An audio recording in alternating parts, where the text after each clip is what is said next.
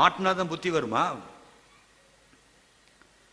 உன் அழக உலக ரசிக்க கூடாது, உன் அழக உன் புருஷன் மட்டும்தான் ரசிக்கணும்.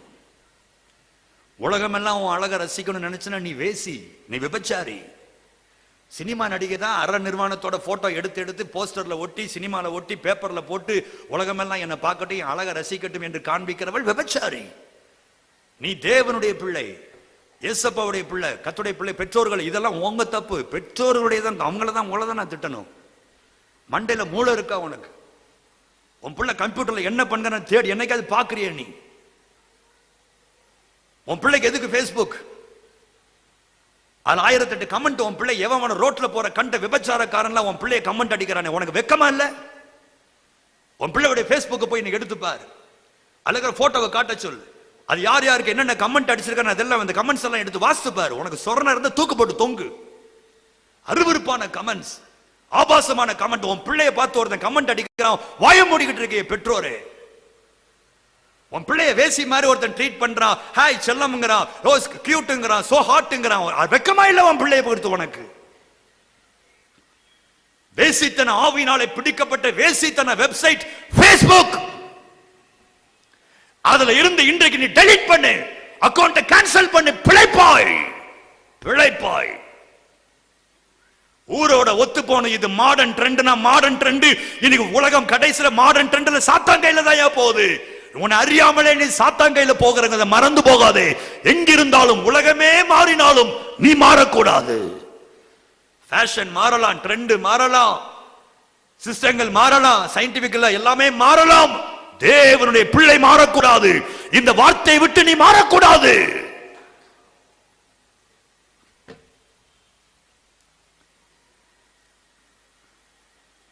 புரிந்து கொள். மரியாதை நீ கேன்சல் பண்ணு. அப்லோட் பண்ணி உன் ஃப்ரெண்ட் அப்லோட் பண்ணி, அவன் ஃப்ரெண்டு எவனை ஒருத்தன் ஒன்ன பார்த்து கமெண்ட் அடிக்க, எவன் என்னென்ன அருவருப்புகள் நடக்குது, எத்தனை ஆபாசங்கள் நடக்குது, எத்தனை த்ரெட்டன்ஸ் நடக்குது. பெற்றோர் உனக்கு மண்டையில மசாலா கிடையாதையா? இதெல்லாம் நியூஸ் பேப்பர்ல வாசிக்கலையா? இதுல மாதிரி சிக்கிக்கிட்டு எத்தனை பிள்ளைங்க கஷ்டப்படுது, எதிர்காலத்தை இழந்து போய். உன் பிள்ளையுடைய மண்டையை மட்டும் எடுத்து ஒரு நிர்வாண படத்துல அந்த மண்டையை வச்சு மாஃபிங் பண்றான். மாஃபிங் பண்ணி விட்டானா நிச்சயம் பார்க்கறதுக்கு உன் மகளே நிர்வாணமா நிக்கிற மாதிரி ஆக்குவான். பரவாயில்லையா? சாத்தான் யார்? நிர்வாணத்தை காண்பிக்கிறவன். இயேசு யார்? நிர்வாணத்தை மூடுகிறவர். ஆதாமும் ஏவாளையும் உரிந்து நிர்வாணமாக்கி காண்பித்தான் சாத்தான். என் ஆண்டவர் ஓடி போய் ஒரு ஆட்டை அடித்து தோளை கொண்டு நிர்வாணத்தை மூடினார் என் ஆண்டவர்.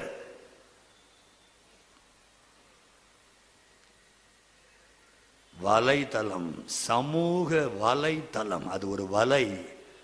அதுல விழுந்தி நான் எழும்ப முடியாது. படிக்கிற நேரமெல்லாம் போச்சு, பைபிள் வாசிக்கிற நேரமெல்லாம் போச்சு, ஜெபம் பண்ற நேரமெல்லாம் போச்சு. எப்ப பார்த்தாலும் உட்கார்ந்து ஃபேஸ்புக் உட்கார்ந்தே ஆண்டவர் விட்டு அந்த ஃபேஸ்புக் ஒன்னு அப்படியே தர நரகத்துக்கு இழுத்துட்டு போது. அந்த அறிவு உனக்கு உண்டா?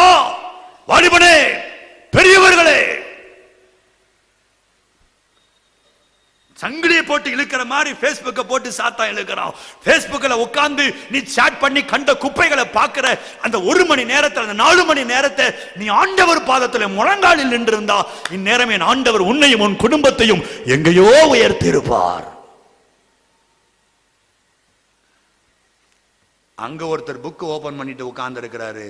லைஃப் புக், ஜீவ புஸ்தகம்.